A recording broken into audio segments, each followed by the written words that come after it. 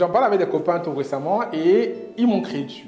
Moi, j'ai l'habitude aujourd'hui parce que sur mes réflexions, les gens se disent souvent que je suis un... Je leur disais en fait que l'Afrique, nous les descendants, les afro-descendants et l'Africain en général, on a besoin d'une grosse psychanalyse collective. Parce qu'on est tous des malades, on est tous des schizophrènes, on est tous des malades en fait. On a vraiment besoin de cette psychanalyse collective, d'un recyclage de cerveau collectif. Parce qu'on analyse clairement les choses à tête froide, on se rend compte qu'il y a beaucoup de personnes dans la communauté qui ont une double personnalité, qui sont complètement dans une schizophrénie absolue, dans un déni de la situation, de ce qui se passe, et dans une poussée en avant d'un état psychologique et sociétal qui ne peut que conduire soit à être statique, soit à régresser. Je vous donne par exemple aujourd'hui, il y a beaucoup d'Africains qui soutiennent la Russie par rapport à son invasion en Ukraine. Tous les Africains, tous les populistes, tous les panafricains qui se disent panafricains, tout le monde est pour, soutient la Russie. Mais que réclame l'Ukraine? L'Ukraine ne réclame rien de plus que ce que les populations africaines qui se battent aussi réclament. L'Ukraine réclame le droit de choisir avec qui ils veulent aller. L'Ukraine réclame son indépendance par rapport à la Russie. L'Ukraine réclame en fait le libre choix, le libre arbitre, choisir librement ses partenaires. Mais la Russie ne veut pas et la Russie l'attaque. Et ceux qui sont pour la liberté de l'Afrique, ils veulent que les puissances occidentales libèrent l'Afrique, soutiennent un pays d'un côté qui oppresse un autre pays. C'est complètement incompréhensible. Enfin, moi, je ne comprends pas. On ne peut pas d'un côté vouloir la liberté pour son peuple, mais d'un côté soutenir un État qui opprime un autre peuple qui veut sa liberté. C'est un camp d'État schizophrène. Et c'est là où je ne comprends pas comment est-ce que, avec un peu de recul, les gens ne comprennent pas que souvent ils sont instrumentalisés. Il y a un autre cas encore qui est clairement le cas. C'est-à-dire quand vous allez voir sur Internet, pas des personnes qui sont qui sont vraiment très violents ou qui sont très impliqués dans les discours du franc CFA. Le franc CFA doit partir, on doit arrêter le franc CFA.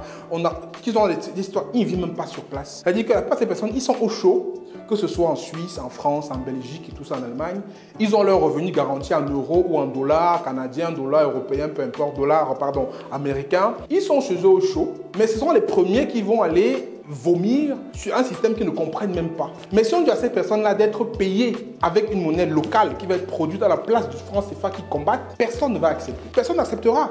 Mais ça fait, ils veulent que le franc CFA tombe et ce qui va remplacer le franc CFA sera bon pour les autres, mais pas bon pour eux. Moi, j'ai un copain qui était dans cette logique-là, qu'il n'y a pas de souci. Si tu veux vraiment dire que ce qui se passe là-bas, tu as ton mot à dire et que tu veux vraiment combattre, il n'y a aucun souci. Prends tes bagages, tu viens en Allemagne, tu vas t'installer au Niger, quelque part d'un petit village, tu refuses qu'on te paye en franc CFA, qu'on te paye avec des coris ou avec des arachides, et tu fais du troc, tu vis du troc, et tu arrêtes de casser les oreilles aux gens. Parce que c'est ça le truc, c'est qu'ils ne comprennent pas. Enfin, pas qu'ils ne comprennent pas. Ils sont dans une schizophrénie pas possible. Ils veulent pas quelque chose, mais ils sont pas capables de laisser ce qu'ils ont comme privilège pour aller vers ce qu'ils veulent. Et c'est ça encore que je dis, une schizophrénie qui a besoin d'une psychanalyse complète et totale. Je vous ai pris deux exemples, hein. Je vais dire ça.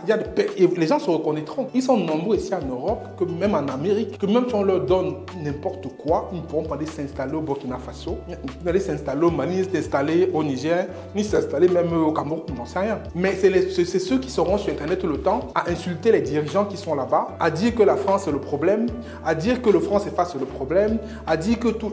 Alors qu'ils ne connaissent, un, de rien ce qui se passe sur place, et de deux, ils ne sont pas prêts à pouvoir même aller y vivre. Mais ils sont les premiers et fervents combattants d'un système qu'ils ne comprennent très peu. Et troisièmement, je veux aussi qu'on termine avec ça, c'est que quand je dis qu'on a besoin d'une grosse psychanalyse collective, c'est que, puisqu'on voit ceux qui essaient de réussir, de faire des choses différentes, c'est eux qu'on attaque le plus. Je regardais tout à l'heure une vidéo de Alassane Ouattara, justement, qui parlait de comment est-ce qu'il a fait évoluer son pays, avec des chiffres, avec des faits.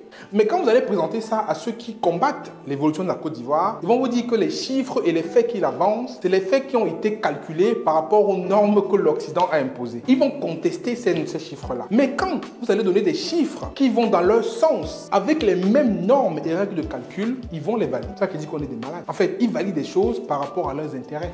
Donc, soit on dit que les règles qui ont été imposées par l'OMC, par le FMI, par la Banque mondiale, sont des règles caduques. Et nos chercheurs africains, nos savants reviennent avec des règles nouvelles qu'on calcule et on impose. Soit on prend les règles qu'on a aujourd'hui et on fait avec. Soit ces chiffres-là, vous les acceptez en positif ou en négatif. Mais quand vous amenez un chiffre qui ne les arrange pas, on vous dit que c'est le chiffre qui est basé sur les calculs occidentaux, c'est truqué, c'est manipulé. Mais quand le chiffre les arrange, il n'est plus truqué, il n'est plus manipulé, il est valide. C'est encore cette schizophrénie, c'est encore cette double personnalité, c'est encore cette maladie mentale, je pense qu'il faut vraiment changer. Et pour sortir de la vidéo, je dirais ceci que on doit vraiment se poser de vraies questions par rapport à ce qu'on suit et par rapport à l'idée d'influence qu'on regarde et par rapport à l'information qu'on consomme. Parce que c'est ça qui va justement conditionner et nourrir ce côté schizophrène. Comme on dit, il y a un musicien américain, un rappeur qui a dit que men lies, women lies, number don't.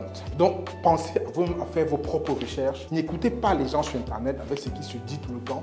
Les chiffres sont disponibles sur Internet. Cherchez ces chiffres-là. Faites votre propre opinion. Essayez d'agir en fonction de ce que votre opinion a retenu des chiffres que vous avez regardés. N'écoutez pas, comme encore tout récemment, j'écoutais un panafricaniste qui disait qu'il y avait des légions françaises avec des Noirs au Bénin. Mais sous quelle preuve il dit ça? Il n'a rien. Mais comme c'est dans la manipulation collective et comme les gens écoutent, ils se font manipuler, ils écoutent, ils acceptent, ils valident. Mais ces mêmes personnes-là n'ont rien pour pouvoir démontrer que ce que celui qui a dit là est vrai. Donc c'est tout ça qui dit en fait que vraiment, si on n'est pas capable de pouvoir accepter, voir la vérité en face, d'accepter ce qu'on a comme problème, on ne peut pas aller vers le changement. L'acceptation des carences, l'acceptation du mal que l'on a est le début vers le changement. Quand on voit la courbe du changement, quand on voit comment les phases de changement passent, la première phase, c'est la prise de conscience du problème, du mal que l'on a. Et si on ne veut pas, si on se voile la face, et on préfère écouter ceux qui ont des intérêts voilés, les populistes, les gens qui disent un peu des choses infondées, forcément, on ne peut pas aller vers ce processus de prise de conscience qui va mener vers le changement. Donc prenons tous conscience, je ne dis pas que tout est noir, je ne dis pas que tout est blanc, mais prenons conscience que on doit pouvoir faire attention aux infos qu'on écoute, aux éléments qu'on emploie, aux personnes qui parlent pour les intérêts voilés. Je ne vais pas rentrer en détail, vous, ceux qui écoutent comprendront les personnes à qui je fais allusion. Chacun doit faire son opinion et surtout, soyons réveillés, recyclons nos cerveaux et surtout, allons nous faire psychanalyser. Moi, je vais faire la mienne, allez vous faire psychanalyser parce que je pense que c'est très important de faire une psychanalyse afin de pouvoir remettre son cerveau dans de bonnes conditions de réflexion. Après, mettez-moi en commentaire ce que vous en pensez. Ceux qui sont d'accord, commentez. Ceux qui ne sont pas d'accord, venez aussi commenter. C'est ça qui va enrichir le débat. À très bientôt. Prenez soin de vous. Ciao, ciao.